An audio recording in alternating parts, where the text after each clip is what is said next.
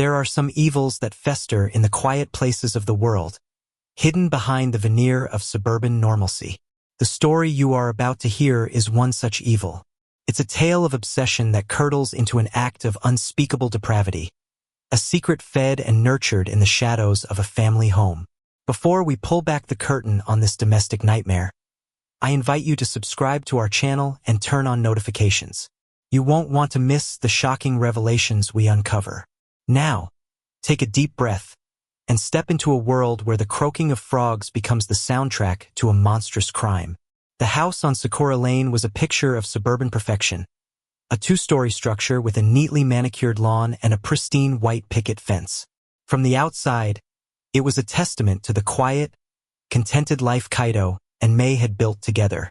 Inside, the home was filled with the warmth of their love. Sunlight streamed through large windows, illuminating the soft, pastel colors Mei favored and the whimsical, charming illustrations she created for children's books that were often scattered across the dining room table. Mei was the architect of this warmth, a woman whose gentle spirit and radiant smile could make any space feel like a sanctuary. Her laughter, frequent and melodic, was the home's true soundtrack. Kaito, a dedicated software engineer, often felt like the luckiest man in the world. He had met Mei in college and had been captivated by her quiet grace and boundless creativity. Their marriage was a partnership built on mutual respect and a deep, uncomplicated adoration. They were the couple friends looked to as an ideal, their life a smooth, untroubled river flowing towards a happy future.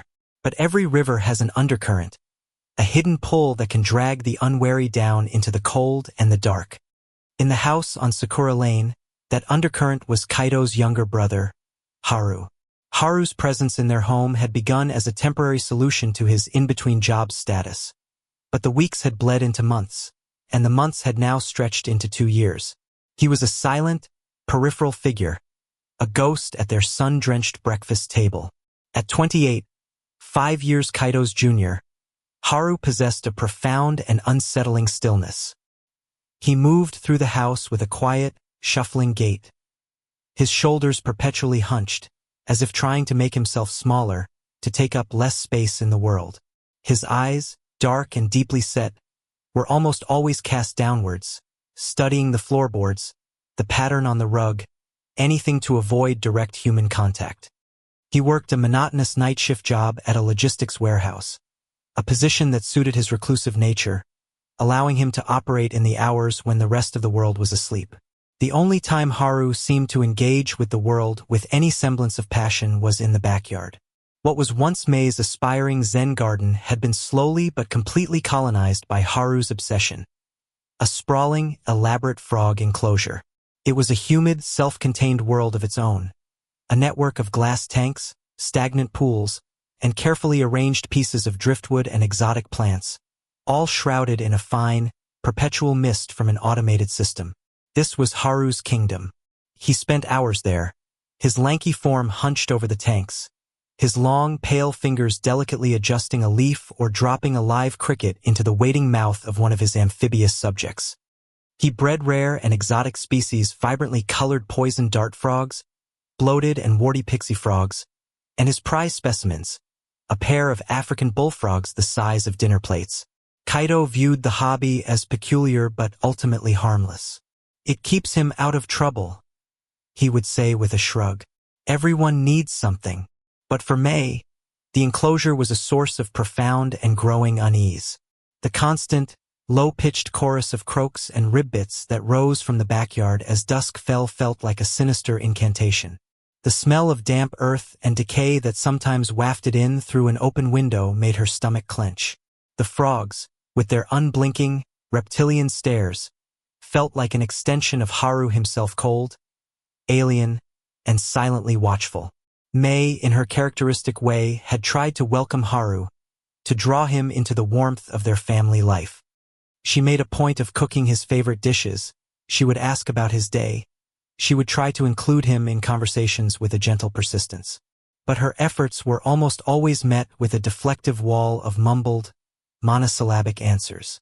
The only time she ever felt she had his complete, undivided attention was when he looked at her. and it was the way he looked at her that truly frightened her. It wasn't the respectful glance of a brother-in-law. It was an invasive, dissecting gaze, a look of intense and possessive scrutiny that made her feel less like a person and more like one of his specimens, pinned to a board for observation. His eyes would linger on the curve of her neck, the line of her arm, the hem of her dress, and a knot of cold dread would tighten in her stomach. The unsettling incidents began to accumulate, like stones dropped one by one into a calm pool, the ripples spreading wider each time. He would appear in doorways with a disconcerting silence, his sudden presence making her gasp and drop whatever she was holding. He began leaving her gifts, a strange, beautiful beetle left on her art desk, a perfect, unblemished flower on her pillow. They were gestures that, from anyone else, might have been sweet, but from Haru, they felt like territorial markings, subtle claims of ownership. One afternoon, she came home early to find him in her and Kaito's bedroom, standing by her dresser, holding one of her silk scarves, his face buried in the fabric. He didn't hear her enter.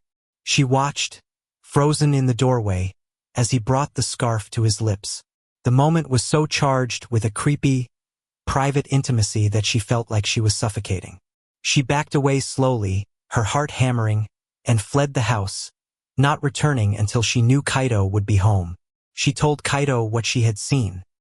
He was angry, and he confronted his brother in a rare display of temper.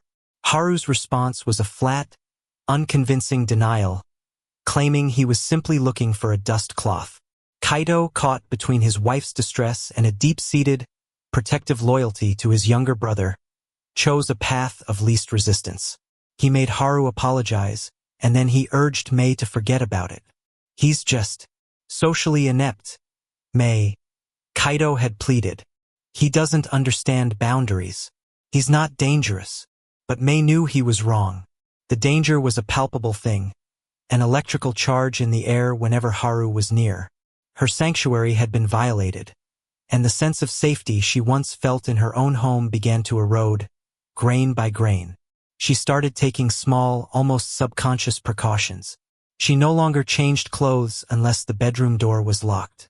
She began dressing more conservatively, avoiding the sleeveless dresses Kaito loved. She made sure she was never, ever alone in the house with Haru. The true turning point, the moment her fear crystallized from a vague anxiety into a sharp, cold certainty, happened a month later. While cleaning the bathroom, a small, black object tucked behind the shower curtain rod caught her eye. It was a tiny camera, no bigger than a sugar cube, its lens aimed directly at the shower. Nausea rose in her throat, hot and acidic. This was not social ineptitude. This was a calculated, perverse violation. This time, when she showed Kaito, there was no room for excuses or denial. His face went pale, then purple with rage. He stormed into Haru's room and dragged him out, throwing the tiny camera at his feet. The ensuing confrontation was violent and ugly. For the first time, Haru fought back, not with fists, but with a chilling, venomous denial, his voice raspy with a rage that seemed to come from a deep, dark place. He accused Mei of planting it, of trying to turn Kaito against him. The fight ended with Kaito ordering Haru to pack his things and get out. But he never did. The next morning, Kaito, his anger cooled into a deep, sorrowful guilt, found Haru sitting in the dark of the living room, a packed suitcase by his feet. Kaito, remembering a promise he had made to their dying mother to always look after his younger brother, couldn't go through with it. His resolve crumbled. He told Haru he could stay, on the condition that he seek therapy and that any further transgression would mean he was out for good. Haru agreed, his face an unreadable mask. A tense, fragile truce was declared, but the peace was a lie.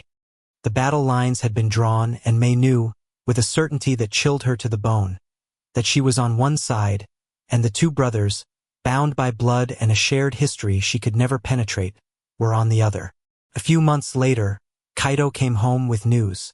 His company was sending him to a week-long conference in Osaka. It was a major opportunity for him, a step towards a promotion he had been working towards for years. He was excited, but when he saw the look of pure terror on Mei's face, His excitement faltered. "A week?" she whispered, her voice trembling. You can't leave me here alone with him." "May, nothing will happen," he said, taking her hands. "Things have been quiet. He's been going to his therapy sessions. It'll be fine." "Please, Kaito," she begged, tears welling in her eyes. "Let me come with you, or I can stay with my parents. Just please, don't make me stay here." But Kaito, still clinging to the desperate hope that his fractured family could be mended, saw this as a test. He was blinded by his love for both his wife and his brother, and his inability to believe his own blood could be capable of true evil. "It's only for a few days, honey," he said, his tone gentle but firm, a tone that left no room for argument. "This is a chance for you two to, find some peace. Show him you can trust him again. For me, please." Her heart sank. She saw the futility in arguing. In his eyes, she was being irrational, unforgiving. To push the issue further would be to create another chasm between them. So, with a sense of grim resignation, she nodded. "Okay, Kaito. For you." The night before he left, she lay awake for hours, a prisoner in her own bed. Kaito slept peacefully beside her, but she could find no rest. She listened to the symphony of the frogs from the backyard, a sound she had come to loathe. Tonight it sounded different, louder, more insistent. It felt like a countdown, a chorus of cold-blooded things patiently waiting for the moment when she would finally be left alone, vulnerable and unprotected in the shadow of the man who watched her with hungry eyes. The shadow was about to become a tangible, terrifying darkness. The first 2 days after Kaito left were a study in suffocating tension. Mei and Haru existed in separate orbits, moving through the house with the silent, deliberate care of two people trying to avoid setting off a tripwire. Mei converted the dining room table into her full-time art studio, surrounding herself with a fortress of paper, ink bottles, and half-finished illustrations. It was her way of reclaiming a part of the house, of creating a small, sunlit island of safety in a sea of dread. She only left the room when absolutely necessary, and she kept her phone with her at all times, her parents on speed dial. Haru was a phantom. She would hear the faint sounds of his presence, the creak of a floorboard upstairs, the soft click of his bedroom door, but she rarely saw him. The silence was a living thing, thick and heavy with unspoken thoughts and repressed violence. On the third night, the weather turned. The sky, which had been a clear, crisp blue, grew bruised and purple. The wind began to howl, rattling the windows in their frames. A torrential rain began to fall, lashing against the house in furious, driving sheets. A typhoon was sweeping in from the coast. Mei watched the trees outside thrashing wildly and felt a corresponding turmoil in her own soul. She hated storms, and being alone in the house with Haru during one felt like a nightmare made manifest. At 9:17 p.m., the lights flickered twice, then died. The house was plunged into an absolute, disorienting darkness. The sudden silence was even more terrifying than the noise of the storm. The only sounds were the drumming of the rain and the frantic, panicked thumping of her own heart. She fumbled on the table for her phone, her hands trembling. She switched on its flashlight, the narrow, weak beam cutting a pathetic swathe through the oppressive blackness. A floorboard creaked in the hallway. She froze, her breath catching in her throat. She strained her ears, trying to separate the sounds of the house from the sounds of the storm.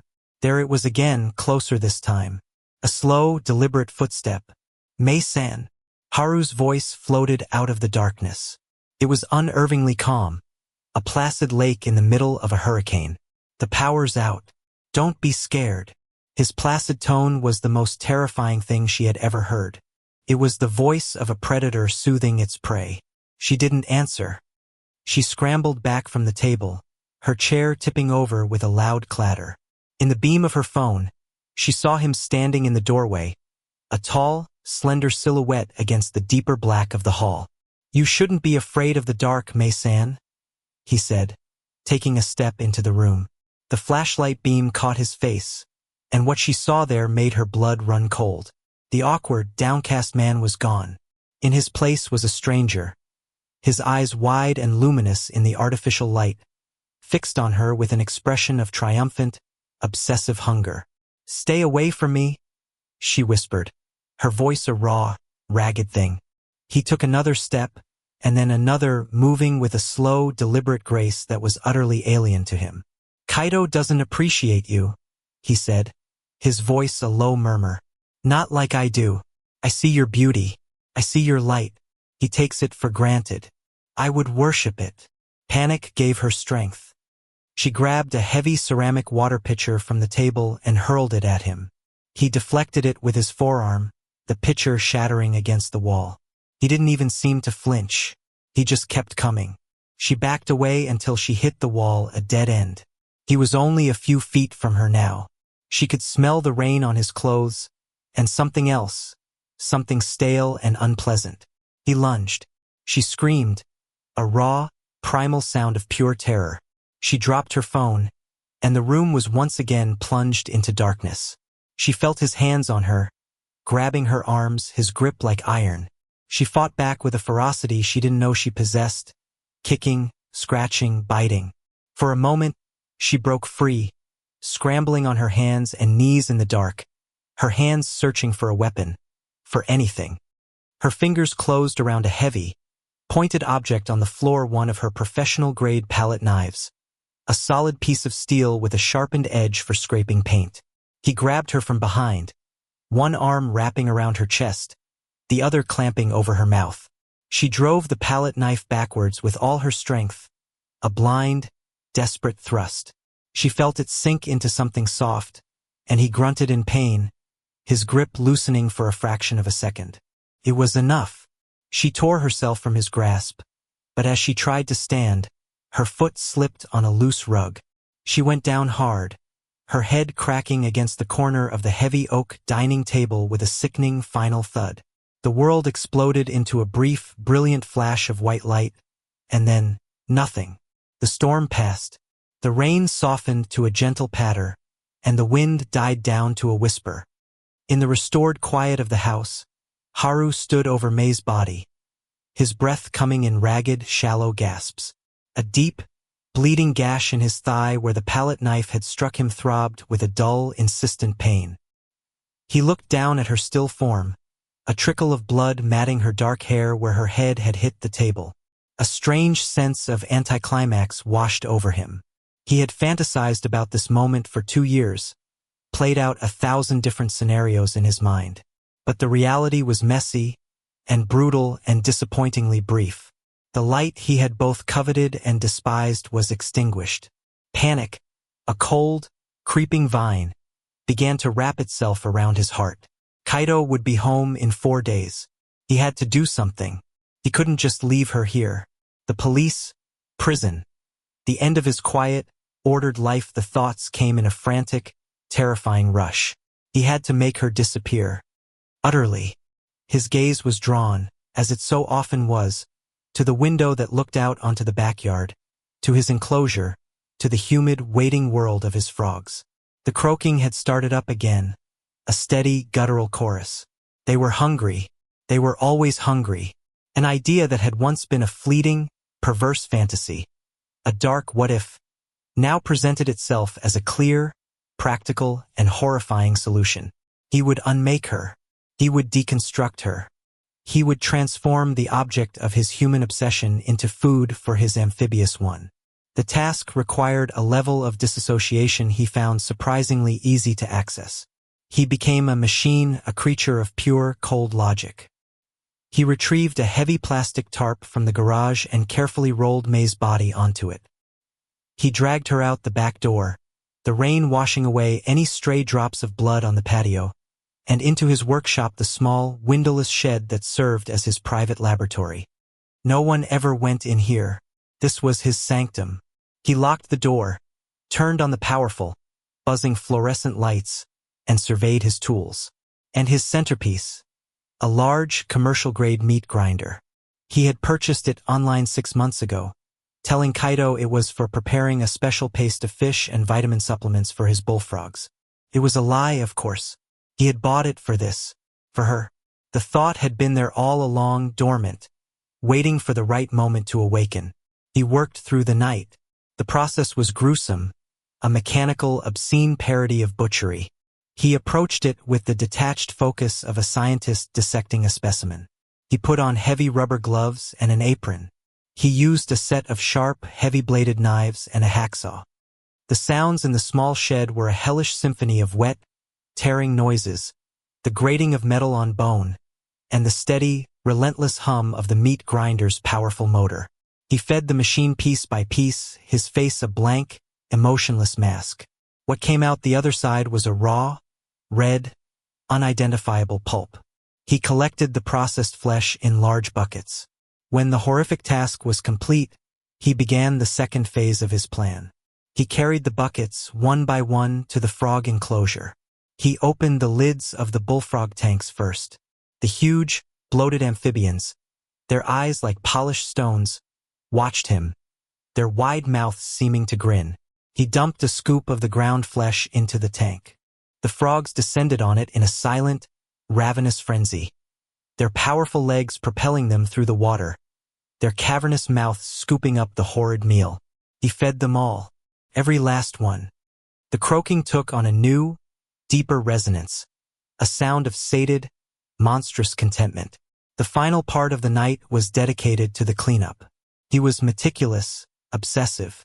He disassembled and scoured the meat grinder, using bleach and a wire brush until every crevice was sterile. He burned the tarp, her clothes, and the bloodied rug from the dining room in a small incinerator barrel behind the shed. He mopped the workshop and the house floors with bleach until his eyes watered and the chemical smell overwhelmed every other scent. He packed a suitcase with some of May's clothes and personal items to support the story he was already constructing in his mind. He took her phone, her wallet, and her keys. He drove to a bridge over the Arakawa River and dropped the suitcase into the deep, fast-moving current. He smashed her phone with a rock and scattered the pieces in a dumpster miles from their home. As dawn broke, Haru showered, scrubbing his skin raw, washing away the physical evidence of his night's work. He looked at his reflection in the mirror. He looked exactly the same quiet, unassuming man. The shadow. He was invisible. He was safe. When Kaito returned 4 days later, tanned and happy from his successful trip, Haru met him at the door with a face etched with practiced concern. He told Kaito the story he had rehearsed 100 times. That May had been distant and cold all week. That they'd had a fight. That she had accused him of being a burden and ruining their marriage. That she had packed a bag and left, saying she needed space, that she was going to a friend's house. Kaito's world crumbled. The news was a physical blow, knocking the air from his lungs. It was his fault. He had left her here. He had forced this on her. Guilt, swift and all-consuming, washed over him. He called her phone, again and again, a desperate, repeated ritual. Each time it went straight to voicemail. The cheerful, recorded sound of her voice was a knife in his heart. He called her parents, her friends. No one had seen her. No one had heard from her. In the days that followed, Kaito existed in a fog of misery and self-recrimination. And through it all, Haru was a constant, supportive presence. He made meals Kaito didn't eat. He offered quiet, comforting words. He was the perfect, concerned brother-in-law. He would watch Kaito stare out the window into the backyard, his eyes vacant with grief. He would listen to the chorus of the frogs, a sound that now seemed to Kaito like a mocking lament. Haru would listen too, and a small, secret smile would touch his lips. He had done it. He had taken the light and fed it to the darkness. And no one would ever know. The first week of May's absence was a blur of frantic hope and deepening despair for Kaito. He clung to the belief that she had simply gone away to clear her head, that any minute his phone would ring and her voice, warm and forgiving, would be on the other end. Haru nurtured this belief, constantly reassuring Kaito that May just needed time. But as the week bled into a second, and then a third, the silence from May's side became a deafening roar. Her bank accounts remained untouched. Her credit cards were unused. Her social media profiles were dormant. The digital ghost of her life was frozen in time. The woman who had documented every charming flower and whimsical cloud she saw had vanished from the world without a single electronic trace. It was May's parents who finally forced the issue. Their daughter, their meticulous, responsible, loving daughter, would never, under any circumstances, cut off contact like this. They arrived at the house one Sunday afternoon, their faces etched with a sleepless, raw-boned fear. They listened to Kaito's tearful, guilt-ridden account of their last conversation, and to Haru's quiet, supportive corroboration of the she-just-left story. But they didn't believe it. Not for a second. That evening, they officially filed a missing person report with the Saitama Prefectural Police. The initial investigation was handled by 2 detectives from the Missing Persons Unit, a veteran named Inspector Tanaka and his younger, sharper-eyed partner, Detective Ito. They were patient, methodical men who understood that most cases were rooted in the simple, sad dramas of human relationships. They listened to Kaito's story, their expressions sympathetic but neutral. They interviewed Haru, who repeated his account with a quiet, convincing sadness. On the surface, the narrative of an unhappy wife walking out seemed plausible. Marriages crumble every day. But details started to bother Detective Ito. He noted the absence of any farewell note, which was statistically unusual in non-impulsive departures. More importantly, May had left behind her passport, her favorite sketchbook, and, according to her mother, a cherished silver locket her grandmother had given her, items a woman starting a new life was unlikely to abandon. Ito felt a small, persistent itch of suspicion. He convinced Tanaka that they should treat the house not just as a point of departure, but as a potential crime scene. They returned with a small forensic team. Kaito, desperate for any progress, gave them his full cooperation. Haru watched from the periphery, his face an unreadable mask of quiet concern. The team was thorough. They used luminol in the dining room and the hallway. While Haru's cleanup had been obsessive, he was an amateur. Under the ghostly blue glow of the chemical spray, a faint, almost invisible spatter pattern appeared on the leg of the heavy oak dining table, and a small, telltale smear near the baseboard where May's head had struck the wall. It wasn't much, but it was enough. The house where May had supposedly just walked out now contained evidence of bloodshed. The focus of the investigation shifted. Kaito, his grief now compounded by a horrifying new layer of fear, was questioned for hours. His alibi, the business conference in Osaka, was airtight. Every minute of his trip was accounted for. With Kaito cleared, the detective's gaze fell squarely on the only other person in the house on the night of the storm, Haru. They brought him in for questioning. In the sterile, gray interview room, away from the familiar shadows of his home, Haru's composure began to fray at the edges. His story, so convincing in the living room, began to sound thin and rehearsed under the detective's relentless, circular questioning. He couldn't explain the blood evidence. He couldn't explain why his thigh had a recently healed, deep puncture wound that was consistent with a sharp, pointed object, like a palette knife.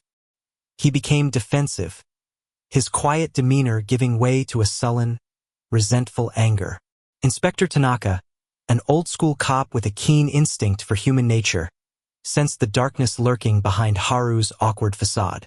He decided to pay a visit to the house on Sakura Lane himself, while Ito kept Haru occupied at the station. He wanted to walk through the space, to breathe the air, to try and understand the strange dynamic of the 2 brothers and the missing woman. He walked through the immaculately clean house, a silence hanging in the air that felt heavy and unnatural. He ended up in the backyard, drawn by the strange, humid sight of the elaborate frog enclosure. It seemed an odd hobby for a grown man, almost pathologically juvenile. He peered into the tanks, at the large, bloated bullfrogs sitting motionless in the murky water, their golden eyes watching him without expression. He wasn't a biologist, but he'd grown up in the countryside. He knew that frogs, even large ones, were typically shy creatures. These frogs were different. They were bold, almost aggressive, their bellies distended and unnaturally large. They looked overfed. A local patrol officer who had been stationed at the house mentioned something in passing. He said that in the days after the storm, The neighbors had complained about a foul, sickeningly sweet smell coming from the property, a smell like rotting meat. They had assumed it was a dead animal, perhaps a cat or a raccoon that had been caught in the floodwaters. The smell had dissipated after a day or two. Tanaka stood there, the chorus of croaking frogs filling the quiet afternoon air, and a monstrous, unthinkable idea began to form in his mind. It was a wild leap of intuition, a hypothesis so grotesque that he almost dismissed it as a product of a tired, overworked imagination. The blood in the house, the strange, evasive brother, the overfed frogs, the smell of rot, the pieces connected in his mind into a picture of unimaginable horror. He made a call. A forensic biology team was dispatched to the house. Their task was unprecedented: to analyze the contents of the frog enclosure. They took water samples, soil samples, and fecal samples. Under a court order, they carefully sedated the two largest African bullfrogs and, using a non-lethal flushing technique, collected the contents of their digestive tracts. While they waited for the lab results, Detective Ito applied a new kind of pressure on Haru. He told him, in a calm, matter-of-fact voice, what the teams were doing in his backyard, what they were looking for in the stomachs of his beloved pets. He watched as the color drained from Haru's face. He saw the flicker of pure, animal panic in his eyes. The mask was gone. The call from the lab came 2 days later. The results were conclusive and more horrifying than even Tanaka could have imagined. The samples from the enclosure were saturated with human DNA. The partially digested matter recovered from the frogs contained fragments of human tissue. A DNA comparison confirmed the unthinkable. The remains belonged to Mei. When Ito and Tanaka confronted Haru with the forensic report, he didn't even try to deny it. The carefully constructed walls of his sanity seemed to crumble into dust.